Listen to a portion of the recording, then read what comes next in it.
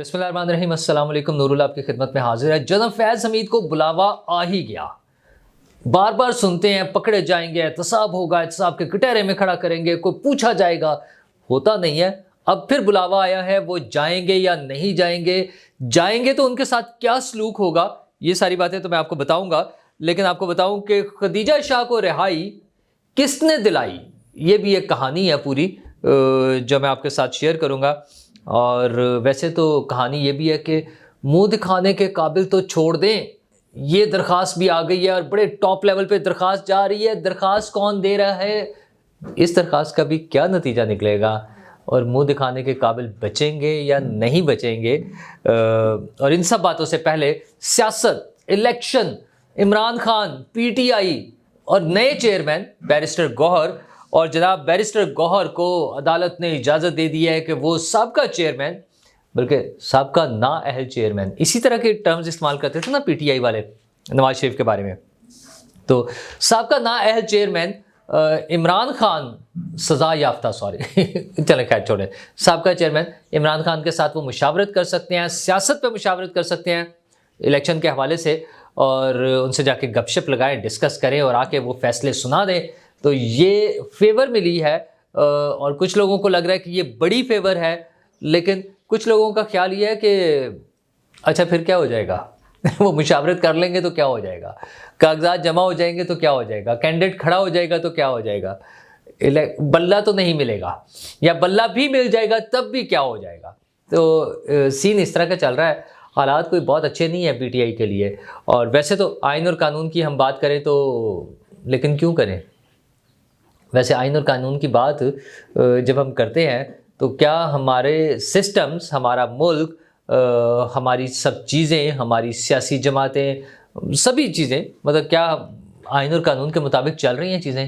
کچھ بھی نہیں چل رہا۔ آئین اور قانون کو ہم اپنی ضرورت کے مطابق فٹ کر لیتے ہیں، اس کا وہ والا پورشن آئین کا فلاں آرٹیکل، اچھا وہ بس ٹھیک ہے لگے ہوئے ہیں، خیر وہ ایک الگ ایشو ہے۔ لیکن صورتحال یہ ہے کہ پی ٹی آئی کو گنجائش نہیں مل رہی اور نہ ملنی ہے، ساری چیزیں ہوتی رہیں گی، شور مچتا رہے گا، لیکن ان کو جو وہ چاہتے ہیں نا اس طرح سے نہیں ہو سکتا۔ بیرسٹر گوہر بھی جا کے مل لیں، یہ شوق بھی پورا کر لیں۔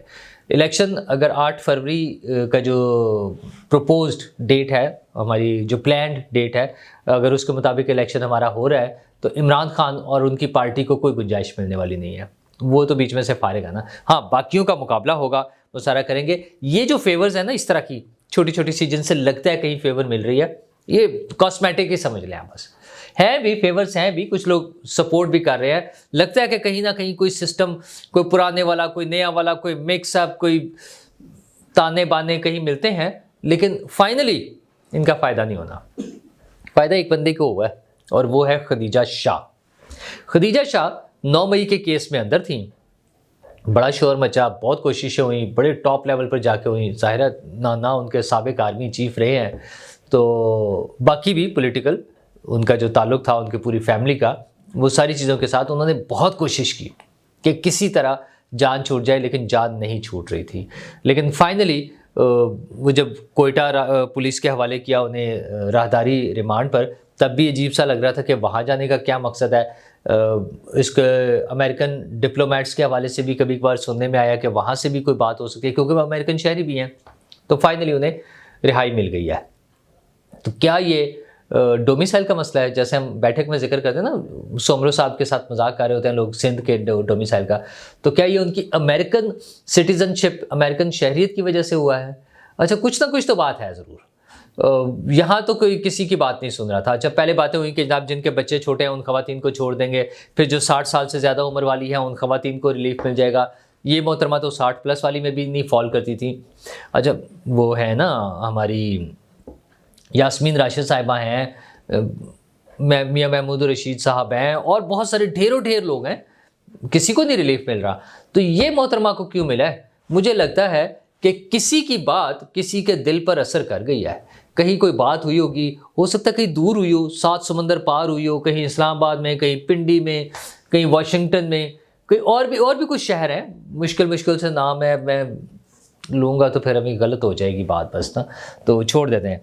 تو وہ پتہ نہیں کہاں کہاں باتیں ہوتی ہے نا، لوگ کہہ رہے ہوتے ہیں کچھ نہ کچھ، تو وہ لگتا ہے کسی نے کوئی بات کی ہے جو کسی کے دل پر اثر کر گئی ہے، اور وہ اتنا گہرا اثر ہوا ہے کہ محترمہ کو چھٹی مل گئی ہے، محترمہ رہا ہو گئی ہیں. اور اگرچہ ابھی تھوڑے سے اس میں معاملات رہیں گے کہ ان کے کیسز ابھی فی الحال موجود ہیں، فی الحال ان کا نام بھی ECL پر ہے، لیکن اگر کسی کے دل پر زیادہ ہی اثر کر گیا تو ہو سکتا ہے کسی دن وہ جہاز میں بیٹھیں اور فلائی کر جائے. یہ بھی تو ممکن ہے نا. ایک مناسب سا وقت انہوں نے گزار لیا ہے. حالانکہ آپ دیکھیں معافی کے حوالے سے جو ہم بات کریں تو پرویز الہی صاحب کتنی دفعہ ضمانتیں ہوئی ہیں، باہر نکلتے ہیں ٹھک اٹھایا، گاڑی میں ڈالا، پھینکا اندر اور دوبارہ لے گئے. ابھی تازہ ترین شاہ محمود قریشی صاحب کی دیکھ لیں، 2 دن پہلے جو کچھ ہوا ہے، ان کی بیٹی شور مچاتی رہ گئی کہ پتہ نہیں کہاں لے گئے ہیں، MPO کے تحت ہی اٹھا لیا، جو بھی کیا بند کر لیا. تو معافی نہیں ہے لوگوں کو. اگر کسی کی ہوگی تو کوئی بہت ہی ٹاپ لیول پہ جا کے کوئی ایکسٹرا آرڈنری سی چیز ہوگی جس کی وجہ سے یہ ہو سکتا ہے کہ کوئی معافی مل جائے، ادروائز نہیں ہونی. اور جن کو ہونی ہے ان کو کوئی ہاتھ ہی نہیں لگاتا. جن کو معافی ہے، فیض حمید صاحب بڑا شور سنتے تھے پہلو میں دل کا، بڑی دفعہ شور سنا ہے کہ جناب فیض حمید صاحب پکڑے جائیں گے، فیض حمید صاحب کو قانون کے کٹہرے میں کھڑا کیا جائے گا. وہ ان کے اور لوگ کہتے یہ تھے، ہم لوگ باتیں ہوتی تھیں کہ جناب باجوہ کو کوئی نہیں ہاتھ لگائے گا. مجھے لگتا ہے باجوہ زیادہ مشکل میں ہے، ان کی زیادہ سختی سے نگرانی، اور چاہے وہ سیکیورٹی کے نام پہ صحیح، چلے ہم یوں کہہ لیں، ہم خوش فہمی کا شکار اگر ہوں، مثبت رپورٹنگ اگر کرنی ہو تو ان کی سیکیورٹی کے معاملات ہیں، اس لیے ان کو زیادہ جو نا کلوز اس پہ رکھا گیا ہے. انہیں تو اجازت نہیں ہے. تازہ ترین وہ جو کامران شاہد صاحب والی سٹوری ہے، اگر وہ واقعی باجوہ صاحب کے ہی ساتھ ہے تو بڑی عجیب و غریب سی سٹوری ہے نا، کہ اٹھا کے باہر نکال دیا، ان سے ملنے نہیں دیا جا رہا، جو بھی معاملات ہو رہے. فیض حمید صاحب تو بھی پچھلے دنوں پتہ چلا لاہور آئے ہوئے تھے، ان کا اپنا شاپنگ پلازا ہے، ادھر گئے ہوئے تھے، ٹہل رہے ہیں، پھر رہے ہیں، کوئی مسئلہ ہی کوئی نہیں. ہاں لیکن ان کو اب آواز پڑ گئی ہے کہ فیض حمید حاضر ہو، تو فیض حمید صاحب کو بلا لیا ہے. فیض آباد دھرنا کمیشن نے اگلے ہفتے میں، ظاہر اب یہ ہفتہ تو ختم ہو رہا ہے، تو اگلے ہفتے میں ان کی بیان ریکارڈ ہونا ہے، کیونکہ ظاہر ہے سپریم کورٹ میں فائنلی عدالت میں رپورٹ بھی تو ہونی ہے نا. تو فیض حمید صاحب عدالت آ رہے ہیں، بڑی بات ہے. فیض حمید صاحب کو بلا لینا ہی کافی ہے. اگرچہ یہ سارا کریڈٹ، یہ خیر اب ایسی بات ہے، ہم کئی چیزیں، یہ ایک ایسا دور ہے جس میں کئی چیزیں ایسی ہوں گی جن میں سے جن کا کریڈٹ جو ہے وہ قاضی فائز عیسیٰ صاحب کو جائے گا. جب کمپائل ہوں گی نا چیزیں، تاریخ لکھی جائے گی، سارے معاملات سامنے ریکارڈ پر آ رہے ہوں گے، تو کئی چیزیں ہوں گی جن کا کریڈٹ جو ہے وہ قاضی صاحب کو جائے گا. تو یہ بھی اس میں سے ایک بڑا کیس ہوگا، انسیڈنٹ ہوگا کہ فیض حمید صاحب جو دھرنا کمیشن کے سامنے پیش ہوں گے، ان کے سوالوں کے جواب دیں گے، وہ کریڈٹ جاتا ہے قاضی فائز عیسیٰ صاحب کو. لیکن ہوگا کیا وہاں؟ فیض حمید صاحب کے بارے میں اس وقت کے وزیر داخلہ نے تو ہاتھ کھڑے کر دیے ہیں. انہوں نے کہا کوئی مسئلہ ہی کوئی نہیں ہے، ہمیں تو ٹینشن ہی کوئی نہیں تھی، ان کا تو رول ہی کوئی نہیں ہے بیچاروں کا، شریف آدمی ہے، سیدھے سادے سے آدمی ہیں، ہم نے بلایا تھا انہیں. حالانکہ ریکارڈ پر ہے کہ وہ جو TLP کے ساتھ معاہدہ ہوا تھا اس میں ان کی جورسڈکشن نہیں تھی، فیض حمید صاحب کا کوئی رول نہیں بنتا تھا اس میں دستخط کرنے کا.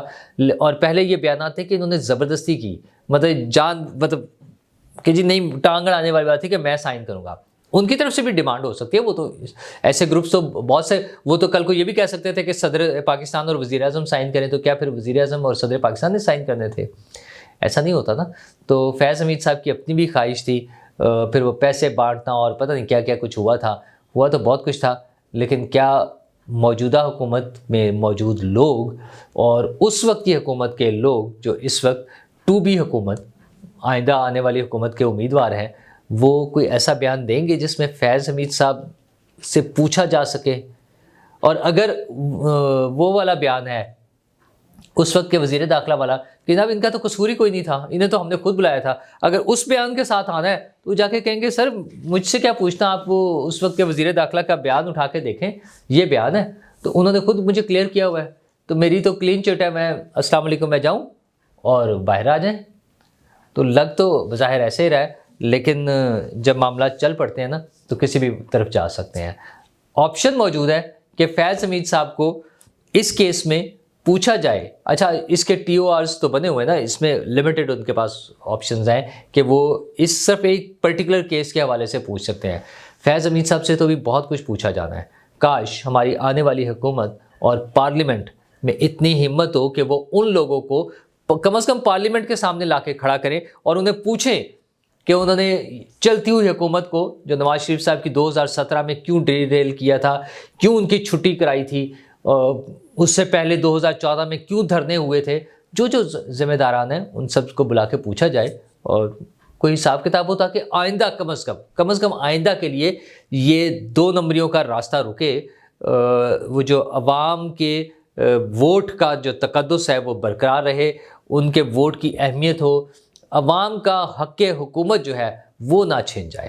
یہ مستقبل کے لیے ہے اگر ان کو پوچھا جائے گا. اگر نہیں تو پھر یہ سلسلہ ایسے ہی چلتا رہے گا. اور پوچھا تو اور بھی بہت سے لوگوں کو جا رہا ہے, جس میں عمران خان صاحب تو ہیں ہی, ان کی اہلیہ محترمہ بشرا بی بی بھی ہیں. سنا ہے کہ وہ ٹوٹ گئی کا مطلب ہے کہ وہ اب ہار ماننے پر آ گئی ہیں, اور وہ ترلے منتوں پر آ گئی ہیں کہ مجھے منہ دکھانے کے قابل تو چھوڑ دیں, کیونکہ عدت کی مدت جو ہے وہ کیس بڑا خطرناک سا کیس ہے. کیسز تو اور بھی بہت سارے ہیں, جیسے وہ توشہ خانہ ہے, ہیرے کی انگوٹھیاں تھیں, زمینیں لے لیں, قادر ٹرسٹ کے نام پر ہے, 190 ملین پاؤنڈ ہے. جو لٹ مار کے کیسز ہیں نا, ان کے ایک آپشن موجود رہتی ہے سیاسی لوگوں کے پاس, کہ یہ ایک بتایا جاتا ہے لوگوں کو کہ یہ جھوٹے کیسز ہیں, ہمیں پولیٹیکل وکٹمائزیشن ہو رہی ہے, ہمارے خلاف سارے لوگ ہمیں بس ہم سے انتقام لیا جا رہا ہے, اس طرح کی باتیں, اور یہ بکتی ہیں, یہ نیریٹو بکتا بھی ہے. وہ جو عدت کی مدت ہے نا, اس میں کیا کریں گے؟ وہ ڈیٹس ہیں, آپ کا نکاح ہوا ہے, آپ کی طلاق ہوئی ہے, ان دونوں کے الگ الگ ڈیٹس ہیں, اناؤنسڈ ہیں, تو اس کا مطلب جھوٹ بولا آپ نے.